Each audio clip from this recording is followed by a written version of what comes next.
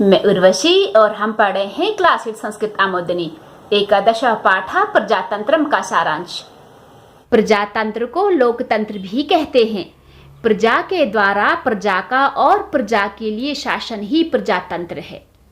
आज के समय में प्रजातंत्र का बहुत ज्यादा संशोधित आकार दिखाई देता है। प्रजातंत्र के विधान अर्थात कानून का विकास मुख्यतः इंग्लैंड देशवासियों के द्वारा मध्य युग में पूर्ण किया गया, किंतु संसार के ज्यादातर सभी देशों में पहले भी प्रजातंत्र का अति सूक्ष्म रूप में और कुछ हद तक विकास के रूप से सभी जगह अस्तित्व में था। यह संदेह रहित है, मीन्स इसमें कोई भी शक नहीं है। पूरी तरह से सभ्य समाज के लोग और आधे अधूरे सभ्य लोग पहले प्रजातंत्र की विधि के द्वारा अपनी जाति का या समाज का शासन करते थे। आज के समय में भी जंगलों में रहने वाले गांव के निवासी और कारीगरी संबंधी व्यवसाय करने वाले प्रजातंत्र के तरीके से कुछ हद तक अपना शासन खुद करते हैं।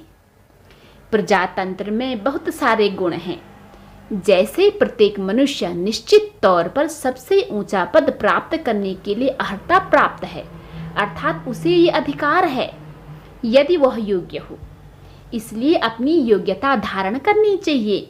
यह विचार सब लोगों की उन्नति के लिए प्रवर्तक है, अर्थात उन्हें प्रेरित करता है। अन्य शासन तंत्रों में शासन की कुर्सी पर बैठे अधिकारियों का डर होता है, उस प्रकार प्रजातंत्र में नहीं होता है। सबसे ऊंचा शासन का अधिकारी मेरे द्वारा चुना गया है, इस विचार के द्वारा डर का स्थान पूरी तरह से दूर होता है। वह बेकार में ही शासन से नहीं डरते हैं। हम ही अपने देश में अच्छी शासन के व्यवस्थापक हैं, यह खुशी का कारण होता है।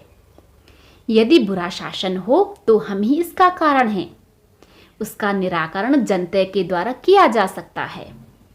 प्रजातंत्र बहुत लोगों के द्वारा किया गया शासन होता है। जनता के प्रतिनिधि उनकी सुख के लिए पूरी तरह से कोशिश करते हैं। प्रजा की आवश्यकताओं का प्रत्यक्ष ज्ञान अर्थात खुद जाकर वहां का मुआवना करते हुए जो उचित हो वह समाधान निकालते हैं। बहुत लोग सभाओं में अच्छी तरीके से विचार करके जनता का कल्याण करते हैं। विरोधी दल के सदस्यों की आलोचना के द्वारा सही रूप में सच्चे राह की खोज होने के लिए जरूरी होता है, इसलिए बुरा नहीं मानना चाहिए। प्रजातंत्र शासन में कई दोष भी हैं। पहले तो प्रजातंत्र शासन का निर्वहन करना अर्थात चलाना बहुत अधिक खर्चीला होता है।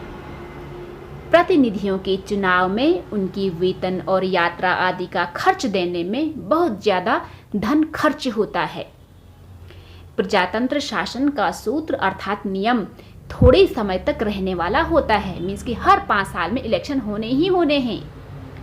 आधे अधूरे शिक्षित देशों में प्रजातंत्र का नाम मात्र ही होता है।